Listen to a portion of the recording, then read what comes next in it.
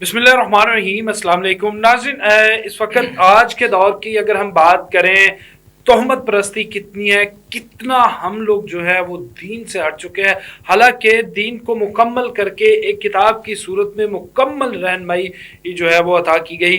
कुरान पाक से आप अपनी ज़िंदगी के तमाम मसाइल का हल जो है वो देख सकते हैं, अगर उसको समझ कर पढ़ा जाए। अगर आप लोग जो है वो दूरी इख्तियार करेंगे तो मौलाना हमारे मुफ्तियान इकराम जो हैं वो उनसे अगर हम मसाइल का हल लें तो दीन से भी जो है नहीं जाएंगे, बल्कि बाकायदा एक जुड़ेंगे, एक रिश्ता जो है वो मज़ीद मजबूत होगा। लेकिन हमारा दौर जल्दी के चक्कर में और न जाने कौन सी ऐसे हमारे दिलों के अंदर घिरा लग चुकी है कि हम जो है वो जल्द नताइज हासिल करने के लिए, दुश्मन से बदला लेने के लिए एक गलत रास्ते पर निकल जाते हैं, जिसका बाकायदा तौर पर हमारे नबी अकरम सल्लल्लाहु अलैहि वसल्लम ने, हमारे दीन ने मना किया। इसी तमाम मामले पर जो कि अमलियात को लेकर हम चलते हैं कि मार्केट में या आप कहीं पर भी जाएंगे, मुख्तलिफ अखबारात के अंदर एक बाकायदा एक मेन्यू कार्ड जिस तरह लगा है कि दुश्मन जो है वो इतने दिन में ज़ेर, महबूब आपके कदमों में, लकी ड्रॉ, बाहर जाना, ये मुख्तलिफ मसाइल, और फिर उनके एवज लूटा जाता है। इसी पर बात करने के लिए हमारे साथ मौजूद हैं मौलाना अबू हुरैरा तौहीदी साहब। मौलाना साहब, बहुत शुक्रिया, आपने टाइम दिया। मौलाना साहब, हम लोग क्यों इस शॉर्टकट की तरफ जाते हैं जिसमें हम शरीयत से भी जो है वो दूर होते हैं? हालांकि अहकामत हैं कि बुरे की तरफ मत जाना।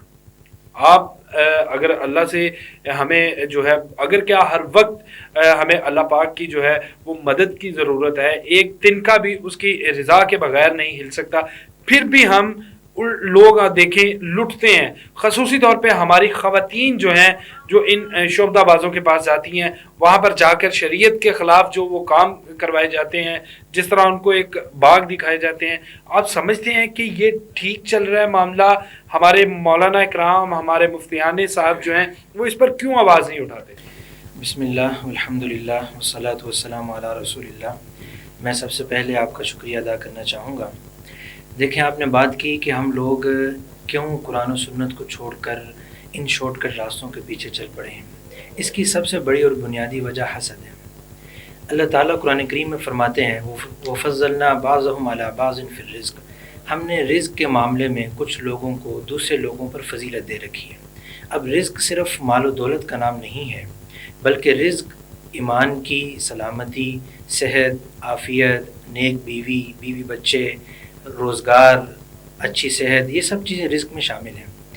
अब एक इंसान को अल्लाह ताला ने किसी चीज़ में फजीलत दे रखी है, उसको फ़ौक़ियत दे रखी है, दूसरे इंसान को किसी और चीज़ का हुनर दे रखा है। लेकिन हम ये समझते हैं कि अगर अगले के पास कोई खुशी है, अगले के पास कोई हुनर है, माल और दौलत है, तो वो मेरे पास क्यों नहीं? यहाँ तक तो बात समझ आ जाती है किसी दर्जे में कि इंसानी फितरत है, इंसान लालची है, वो बहुत सी चीज़ों की तमन्ना कर सकता है। लेकिन ख़तरनाक बात ये है, हम ये चाहते हैं, आजकल हमारा ये माशरा ये करने लग गया है कि वो चीज़ की लालच, हिर्स से बढ़कर वो ये सोचने लग गया है कि अगले के पास ये चीज़ क्यों है। इसको बोलते हैं हसद, यानी अल्लाह ताला की किसी नेमत की तकसीम की नाशुक्री को हसद कहा जाता है। अब हम ये कहते हैं कि फ़लाँ के पास अच्छा रोज़गार है तो उसके पास क्यों है, उसके लिए हम बाबों के पास चले जाते हैं, हम काले मंत्र करने वालों के पास, काले जादू करने वालों के पास चले जाते हैं। इसी तरह मियाँ बीवी की शादी हुई है, लोगों में इस पर हसद पैदा हो जाता है। किसी का औलाद खुशहाली नहीं देखी जाती, खुशहाली नहीं देखी जाती, लोगों का सुकून नहीं देखा जाता। आज हर दूसरी औरत, हर दूसरी तीसरी औरत हमें मालूम पड़ता है वो किसी न किसी दर्जे में किसी न किसी बाबे के पास जा रही है कि जी मेरा मियाँ मेरी बात नहीं मानता, फ़लाँ औरत बड़ी खुश है, फ़लाँ का खावंद उसको बड़ा ला के देता है। ये सब चीज़ें देख कर वो बाबों के पास जाती हैं, काले जादू करने वालों के पास जाती हैं, टूने करवाती हैं, और फिर अपनी इज़्ज़त का भी ख़तरा रहता है। और वो लोग सिफली अमलियात करते हैं, शैतानी रूहों को खुश करते हैं और उसके बदले में ईमान से हाथ धो बैठते हैं। और हमें इस्लाम की तालीमात ये बताती हैं कि जादू करने वाले और करवाने वाले अपने आप को दायरे इस्लाम से खारिज समझें। अच्छा मौलाना साहब, काला इल्म की हम बात करते हैं, इनकी मार्केट में अगर देखें बाकायदा तौर पर बैनर्स लगे हैं कि यहाँ पर फ़लाँ बंगाली बाबा फ़लाँ जो है वो ये कर देगा, اسلام کی اگر ہم بات کرتے ہیں تو ہمارے مفتیان اکرام، ہمارے علماء اکرام باقاعدہ طور پر شریعت کے اوپر عمل بھی کرتے ہیں، ہمارے مدرسے ہیں، ان کے خلاف کیوں کوئی کارروائی نہیں کی جاتی یا آواز نہیں اٹھائی جاتی؟ ان لوگوں کو کیوں راہ راست پر نہیں لایا جاتا؟ ہمارے علماء اکرام اپنا کردار ادا کرتے کیوں نظر نہیں آتے؟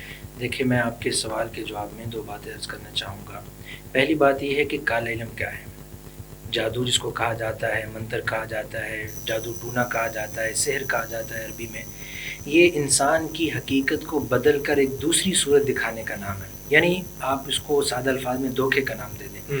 انسان کا ذہن یہ ہوتا ہے کہ میں نے فلاں کام کر لیا، حالانکہ وہ کام نہیں ہوا ہوتا۔ فلاں کے ساتھ میں نے یہ معاملہ کر لیا، وہ کام نہیں ہوا ہوتا۔ اپنی طرف سے انسان کوشش کرتا ہے، کاروبار میں وقت لگاتا ہے، اپنی بیوی کے ساتھ یا میاں کے ساتھ یا رشتہ داروں کے ساتھ اچھا سلوک کرنے کی کوشش کرتا ہے، لیکن بدلے میں اس کے ساتھ اچھا نہیں ہوتا، یہ اس کے ساتھ دھوکہ ہوتا ہے، اس کو کالا جادو کہا جاتا ہے۔ وہ اپنی طرف سے محبت چاہتا ہے، اتفاق چاہتا ہے، لیکن بدلے میں اس کو نا اتفاقی، دھوکہ، نفرت، یہ سب چیزیں ملتی ہیں، اس کو کہا جاتا ہے کالا جادو۔ آپ نے فرمایا کہ علماء کرام اس کے لیے کوشش کیوں نہیں کرتے، اس کے خاتمے کے لیے وہ اپنا کردار ادا کیوں نہیں کرتے؟ دیکھیں، علماء کرام کا کام یہ ہے کہ وہ عوام کو مسئلہ بتائیں۔ کسی بھی برائی کو ختم کرنے کا یا کسی بھی نیکی کو شروع کرنے کا جو اصل اختیار ہے اور اقتدار حاصل ہے، وہ حکومت کو حاصل ہے۔ یہ چیزیں حکومت کی سرپرستی میں ختم کی جا سکتی ہیں۔ ایک عالم دین اپنی مسجد سے اٹھ کر ان بابوں کے پاس جا کر ان کو گریبان سے پکڑ کے ختم نہیں کر سکتا۔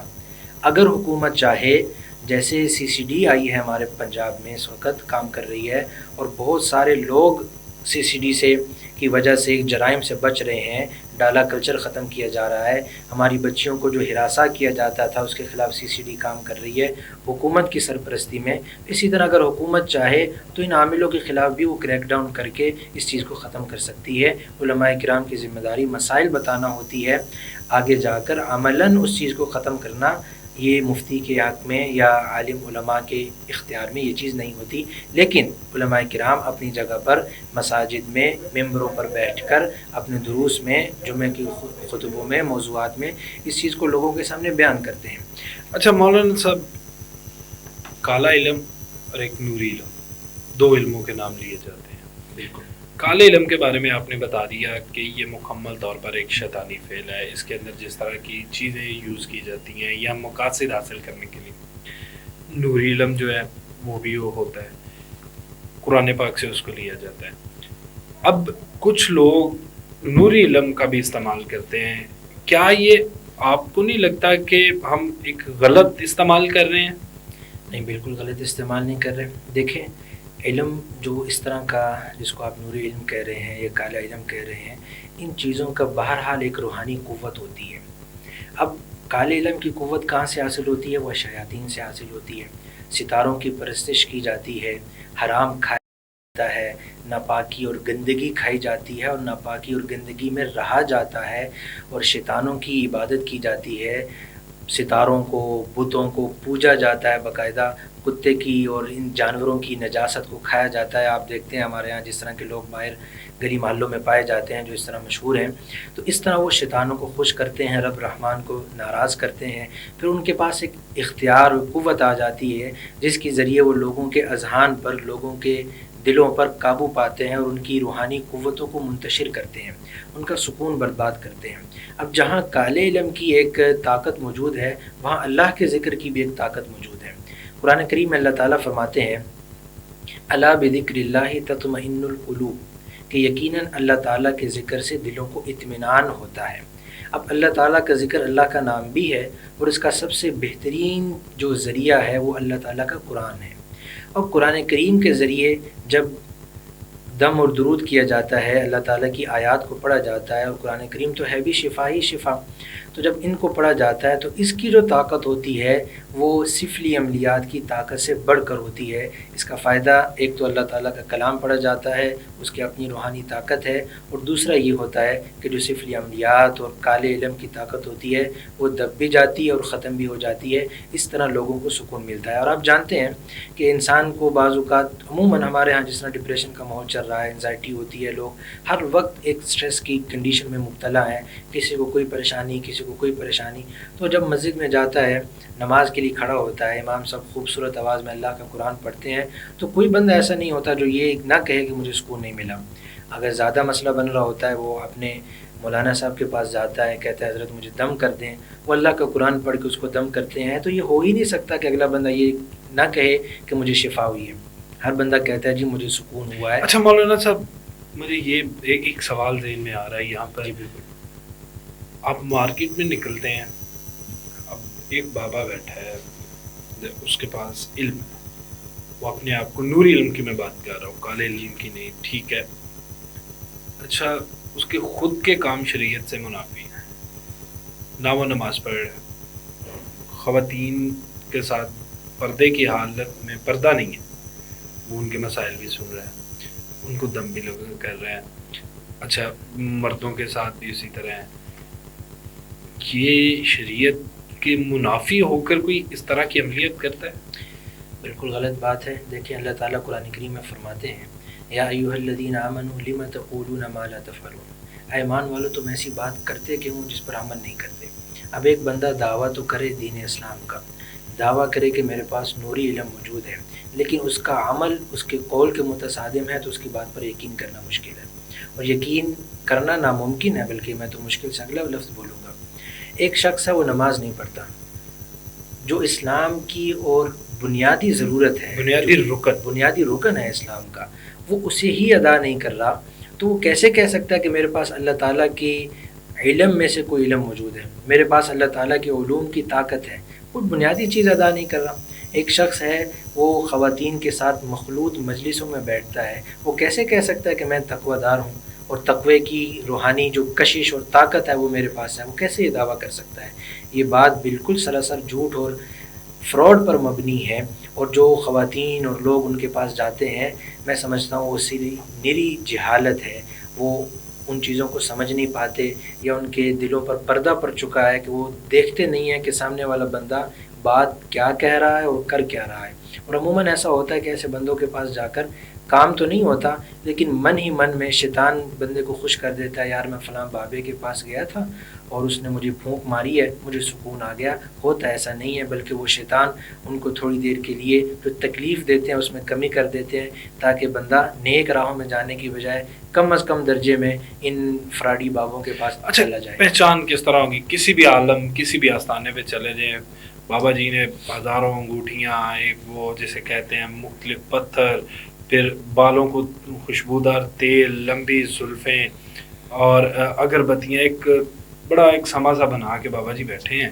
خواتین آئی ہیں یا کوئی مرد آیا ہے, اس کو بتایا ہے کہ تم پہ فلاں نے یہ کر دیا, میں اس کا یہ توڑ کروں گا. جب نام وہ نوری علم کا لے گا, یہ میں نوری علم والے کی بات کر رہا ہوں, ٹھیک ہے. اس کے بعد بابا جی نے پان کی پیک پھینکی, دم کر دیا. کیا یہ اب جو اصل جن کو اللہ پاک نے, جو پیر و مرشد ہیں, جن کو اللہ پاک نے طاقت دی, علم دیا کہ وہ لوگوں کی باتیں سن کے ان کے دکھوں کا مداوع کرتے ہیں, دعائے خیر کرتے ہیں, وہ قبول بھی ہوتی ہے. لیکن آج کے دور میں اگر ہم بھرمار دیکھیں تو ان لوگوں سے کیسے بچا جائے, کس طرح سے اس کو دیکھا جائے؟ اب میں چلا گیا کسی کے پاس, مجھے نہیں پتا کہ وہ بندہ سچ میں اس تمام علوم پہ عبور رکھتا ہے یا اللہ پاک نے اس کو طاقت دی ہے, یا وہ صرف خود بے روزگار تھا, اب وہ 10,000 روپیہ لگا کر لوگوں کو جو ہے وہ روزگار کی تعویذ تقسیم کر رہا ہے. بالکل ایسے ہی. دیکھیں ہمارے ہاں بر صغیر میں, پاکستان, ہندوستان اور بنگلہ دیش میں ایک عمومی کنسپٹ یہ ہے کہ جس شخص نے اچھی خاصی انگوٹھیاں پہنی ہوئی ہیں, بڑی بڑی مالائیں پہنی ہوئی ہیں, تسبیحیں پہنی ہوئی ہیں, گندا سا لباس ہے, تو وہ کوئی اللہ والا آدمی اور بڑی پہنچی ہوئی سرکار ہے. حالانکہ ایسا نہیں ہے. اللہ تعالیٰ کے بارے میں حدیث قدسی میں ہمیں یہ ملتا ہے کہ ان اللہ تعالیٰ جمیل و یحب الجمال, اللہ تعالیٰ خوبصورت ذات ہے اور خوبصورتی کو پسند کرتا ہے. اور خوبصورتی کا مطلب بہت زیادہ چیزیں پہن لینا اور بنا لینا نہیں, بلکہ صفائی اور ستھرائی ہے. اب میں ایک اپنے بزرگ کا واقعہ ذکر کرنا چاہوں گا. ہمارے تاریخ اسلام میں ایک بڑے بزرگ گزرے ہیں, حکیم الامت مولانا سید اشرف علی تھانوی رحمۃ اللہ تعالی علیہ ان کا نام ہے.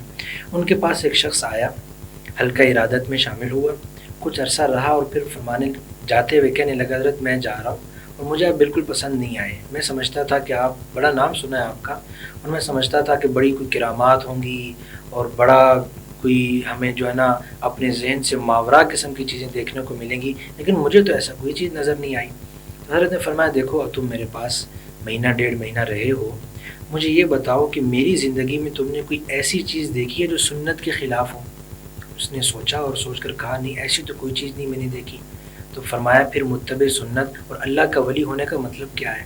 بزرگی اور کس چیز کا نام ہے کہ ہم سنت کی اتباع کریں، اور تم یہ سمجھو کہ سنت کی اتباع نہ کرنا اور جو دوسرے قسم کے لوگ ہیں، غلط قسم کے لوگ ہیں، ان جیسا حلیہ بنانے میں کمال ہے، بلکہ اصل کمال اسلام کی روح سے نبی کریم صلی اللہ علیہ وسلم کی زندگی کو فالو کر کے ملتا ہے۔